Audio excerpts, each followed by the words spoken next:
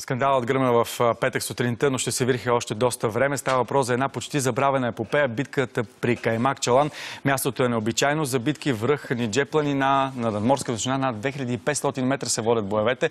Днес това място се намира на границата между Македония и Гърция. Тогава през 1916 година, по време на Първата световна война, на Каймакчалан се бият сърби срещу българи. Една от битките на Солунския фронт. България дава близо 2000 жертви и близо 6000 са ранените българи. Сърбия губи изключително много войници, около 5000. Каквото и да се е случило тогава, ударите с чук на Миленко, който видяхте от кадрите във Фейсбук, от Македония са удар срещу паметта на всички тези хора, и българи, и сърби, които се бият там. В студиото тази сутрин продължаваме темата с Красимир Узунов, който е директор и собственик на агенция Фокус, и Александър Йорданов, бивш посланник в Македония. Здравейте на дамата. Добро утро. Добро утро. Как да си обясним всичко това, агресията, която се случи за пореден път срещу нещо, което българите са направили?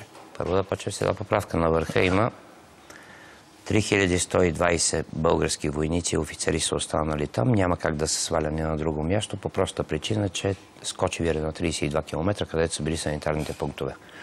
Сърбите губят 5500 души, като по-голямата част от тях са в Зейтенлик. Това са съюзническите гробища, един квартал на Солун.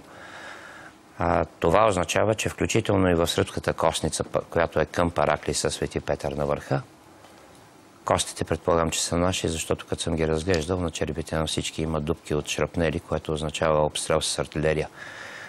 Така че това е една от най-големите костници на България от Първата световна война. Нямам идея на колко не можахме да стигнем до имената, защото това е правено по санитарни книги, където са описвани от лекарите на самия връх. За какво му е на Миленко да чупи паметната плоча там? Македония излезе с официално становище, че тя е незаконна. Много важно е това, което казва Красимир Узунов, защото той наистина е един от най-добрите, да не кажа най-добрият изследовател на тази проблематика, и доказателство за това е неговата книга за Каймакчалан. Аз виждам, че тук в студиото ни тя наистина доста обемисти целият този труд. Аз искам да говоря малко по-различно, в смисъл историята, дай Боже всеки да я научи за тези събития. Аз искам да подчертая очевидното, и то е, че в Македония, за съжаление, продължава политиката на антибългаризъм. Самия македонизъм, както се нарича, като доктрина, това е антибългаризъм в постоянно действие. Той няма почивен ден. Всеки един удобен случай да се използва за удар срещу България. Той започва практически веднага след сръбската окупация на Македония, след Първата световна война. Значи малко преди това започва. Тезата за македонизма е отричане на еднаквостта. И с малки изключения, нека да завърши, извинявай, продължава и до днес. Същността му е да се отрича по всякакъв начин в общия български народностен корен и да се променя народността и националната идентичност на лица, които вече са починали. Ние като държава нямаме спор с това как днес ще се определя един съвременен македонец.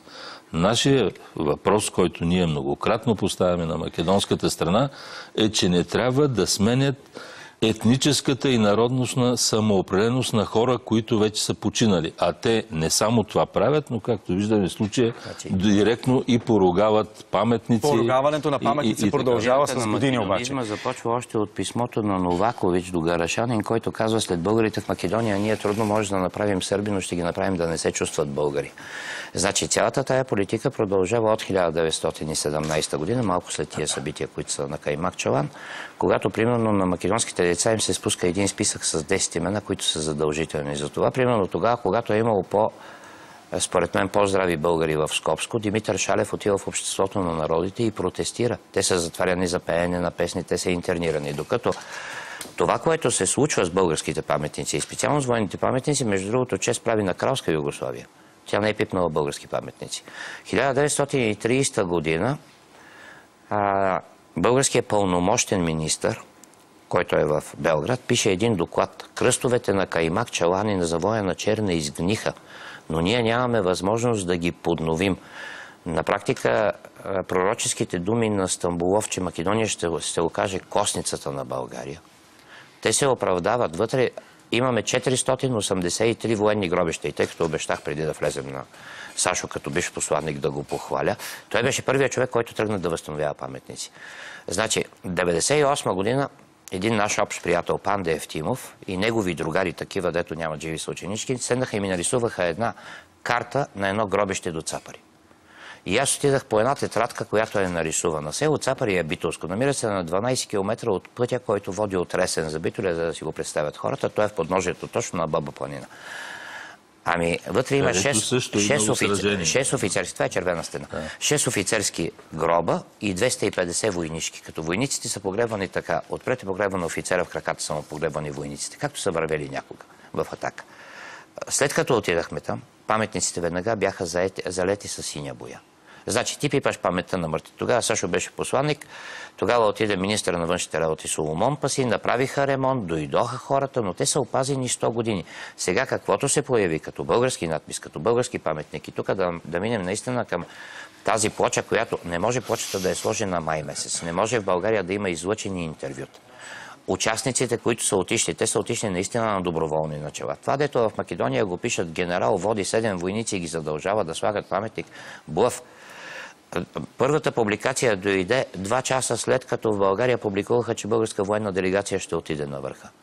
И той излезе в едно много интересно проруско издание. Те собствените са руснаци. Добре, сега законно или незаконно е това? Македония излиза с официално становище, че плочата е незаконна. Първо трябва да се определи къде точно е сложена плочата. Защото тя за мене, тъй като съм ходил доста пъти на този връх, никога не съм го виждал между другото по един и същ начин. Този път беше целият завит в облаци. Долу на Чеган беше 26 градуса, горе беше -3. Не се вижда нищо в облаците. Как трябва да реагира България като държава? Нека да го кажа по друг начин. Значи, първо за самата тази акция по разрушаването. Едно е, може да се каже ясно, че всяка антибългарска акция в Македония е съзнанието и разрешението дори на властите. Съдействието. Дали това са службите за сигурност, дали някакви политически среди, това може да се уточнява дълго. Но във всички случаи този Миленко не е отишъл така самосиндикално. Бяха сменени работниците. Според мен това бяха служители на УДБА, които си стояха вътре. Защото във вестник Политика в Сърбия публикуват 10 джипа. На снимка как чакат на 16-те посрещат по един начин посрещат сръбския президент. На 20-ти ние сме оплюти, че сме отишли там. Значи, техният джип Нисан, който беше пред колибата, която живеят така наречените работници на паметника, беше един бял Нисан. По една случайност същия излиза в списъка на джиповете и в снимката на джиповете, които посрещат сръбската делегация. Сега, това са, извинявайте, да завърша за това. Дали ние обаче въпроса за законността е много важен. Значи в отношенията с Република Македония ние трябва да постъпваме като европейци. Ние не може да постъпваме като македонци. Това да е ясно. Ако те нарушават правила, закони, водят кампания срещу нас, ние това не трябва да допускаме. Ние да го... Нека да завършим. Имаш обаче 9 ноти, които са пратени за паметника на Каварналиев. Недопустимо е българската страна да реализира действия, които могат да представляват нарушение на македонското законодателство. Ги одобрява тези ноти, тогава има нота за паметника на 8 пол в Хума. Специално за този случай, понеже говорим, на мене наистина ми е интересно дали българската страна е предприела дипломатически стъпки, т.е. българският посланник да е информирал македонската страна, че трябва да се постави такава плоча, че има такова желание или не. Като наистина изключително нагло беше, като коментари и снимки, това, което показахме в петък, това, което прави Миленко. Неговата реакция обаче в социалните мрежи е не по-малко скандална. Нека да го чуем как коментира всичко, което се случи след показването на снимките. Сон не ме фаќа, апетит изгубив, нервозен сум целиот, што татарите најавиле дека нема да ми дозволат да влезам во Бугарија. Сега ја не знам веќе што ќе правам, што не може да влезам во Бугарија. И така не сум им бил у држава 6-7 години. А кај јуни инстанциите доле не сум бил 26-7 години, од своји принципи лични, бидејќи со тие што не ми признаваат јазик, нација, држава, не сакам да комуницирам. Така да, многу сум насекиран, што ете, нема да ми дозволя да влезам во нивната држава и да ги видам прекрасните зданија и градови, убавени од градови, како што се Радомир, Перник и сличните татаристански комунистички здания. Бидејќи сум многу нашекиран, си фаќам джипчето. Много злоба се усеща от гласа на Миленко. Татаристически, комунистически знания. Татари, защо не ги наричаме българите? Това е наричат татари. типична израз за обида към България. Българи, татари. Включително тя се допуска да се пее на стадионите, примерно когато има футболен матч между, примерно, българския национален отбор и Македония. Това е някакво такова отявлено отричане на реалността. Това е наложено още от Титова Югославия, че ние сме татари, които живеем на изток, или максимума е да се издигнем до гюбце, което ще рече цигани. Значи аз Миленко го познавам. И то го познавам от бурните години на началото на македонската демокрация. Значи Миленко е спортен журналист. Миленко има собствено шоу. Беше осъден вече веднъж за издаване на фалшиви... да прекъсвах. За издаване на фалшиви американски визи на 22 с него. Не става иначе. 22 македонски граждани. Той е много интересен с друго. Той казва, моя председател, т.е. президент, значи не е Георги Иванов, защото той не го харесва, но той харесва Милорад Додик, президента на Република Сръбска. Значи, аз не случайно за това казах, че в определени просръбски издания за мене не е толкова важно дори чука на Миленко. Защо ние пак влизаме в предизборната кампания на Македония? На 11 декември има избори. Защо те мълчаха май месец, когато сложихме почета, а проговориха септември? Ако ни го сложат сега, акция ли е това и вътрешно-политически въпроси ли се решават и по този начин? Финално изречение. Финално, първо, нито един случай на охулване на българската държава не трябва да се отминава с махване на ръка. Българската страна, ние трябва да реагираме винаги категорично, твърдо и адекватно. Второ, винаги в такива случаи се поставя въпроса, той е традиционен и в политология и навсякъде, кой има интерес от дестабилизация на отношенията между България и Македония в този критичен и за Европа, и до голяма степен за света момент. Красимир Узунов носи нещо много интересно. Ръката си на финала на разговора, искам да го видя и да го покажем. Миленко Неделковски... Това е една осколка.